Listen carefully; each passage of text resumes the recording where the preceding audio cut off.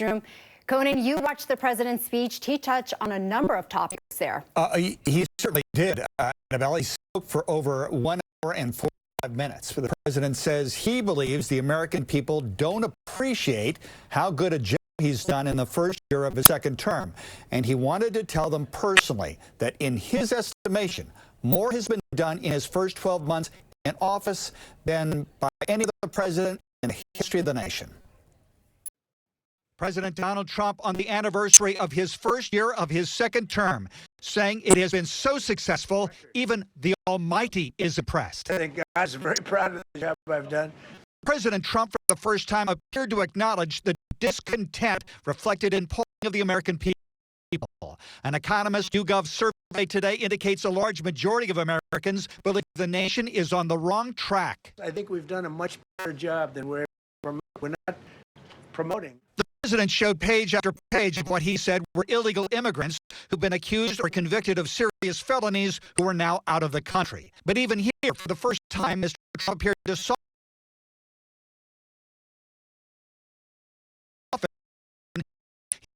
his total and complete defense of immigration and customs enforcement.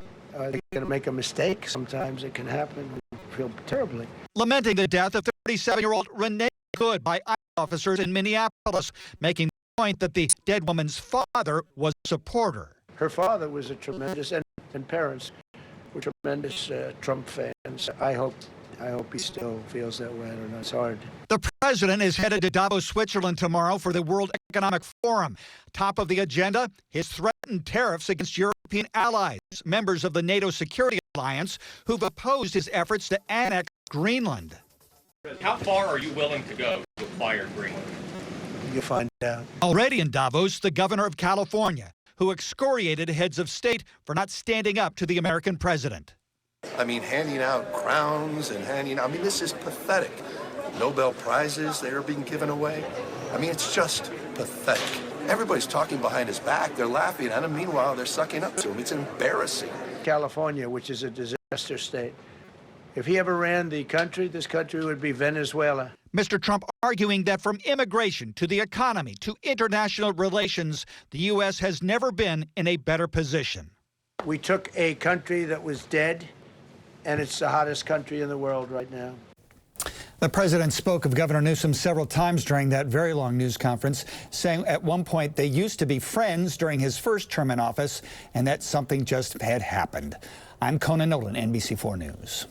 You know, Conan, so as the president is talking about his wins, and you touched on it, Governor Newsom is urging European lawmakers to take a stand against the president, saying, quote, stop being complicit and have a backbone. What impact could that have, or, of course, the optics of that comment, you know, to other world leaders there? Well, it's interesting. The president was asked, you may run into Gavin Newsom at Davos. What will you talk to him about? And that's when he said, well, you know, we used to be friends. I think in Davos, and the European leaders, certainly the European press, is looking for a counterpoint in terms of President Trump, and that's what Gavin Newsom is there to do. Now, the governor said that there was an announcement that more EVs, electric vehicles, have been sold and bought in California than any other region in the world. He's made several other pronouncements when it comes to the state's effort at environmental policy. But it's clear that one of the jobs he sees himself in this international conference is to be the counterpoint to President Trump. And there's a lot of people in Europe who want to hear what he has to say. All right. Conan Nolan, as always, thank you so much. My pleasure.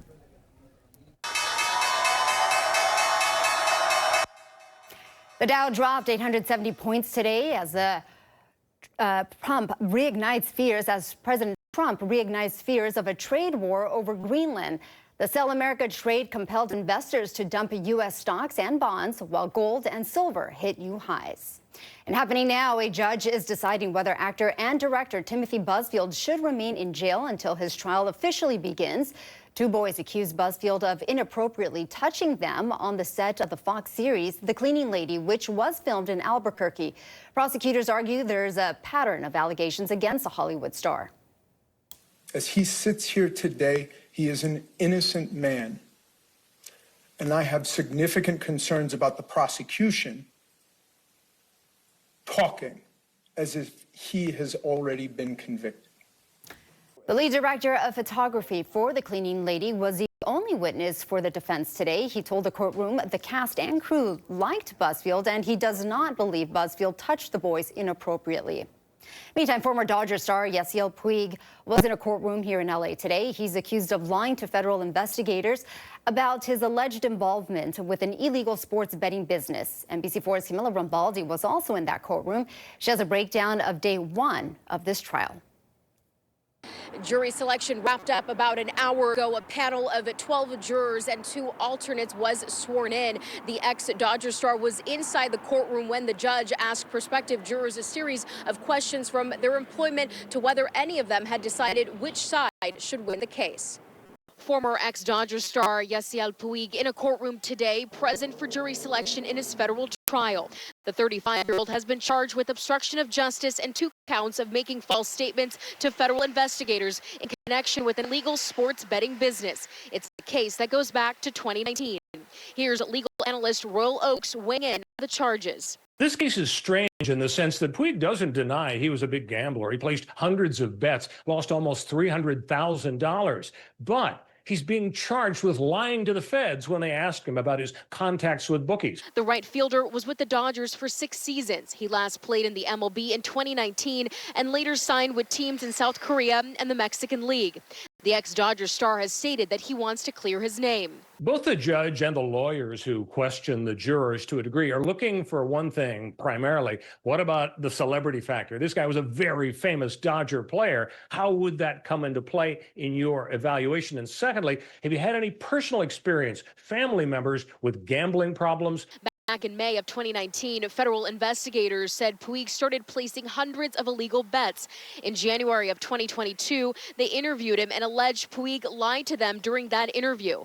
Then, in August of 2022, a plea deal was reached with the U.S. Attorney's Office. But weeks later, he pushed back on that deal. And then, in January of 2023, federal prosecutors charged Puig. This trial could be pretty quick, just several days. The big question is, will Puig decide to take the stand? He'd really be rolling the dice there because you never know how the cross-examination will turn out. The U.S. Attorney's Office says the trial is expected to go into next week. We'll keep you updated right here and on our NBC LA app. In downtown LA, Camila Rambaldi, NBC4 News.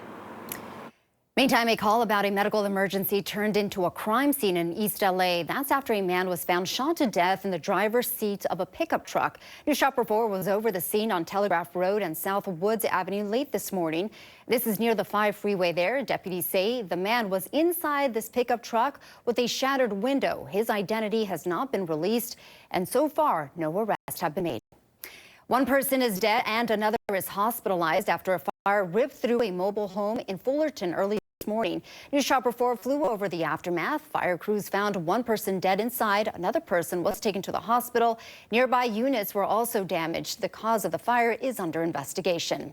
And several dumpster fires have been reported in West Hollywood, and investigators believe someone may have started them. News Shopper 4 flew over the scene on the first fire. It was reported just before 11 last night at this Chevron on La Cienega. 15 minutes later, crews responded to a second fire a few blocks away. A short time later, 2 more fires were reported nearby. No one was hurt, and the extent of the damage is still unclear. The Sheriff's Department's arson unit is now leading this investigation. The annual homeless count begins tonight. It will determine the number of people living on the streets of LA County. The LA Homeless Service Authority says nearly 3,000 people have already registered to volunteer. The count will begin tonight in the San Fernando Valley and in downtown LA. It will then expand to other areas of LA County tomorrow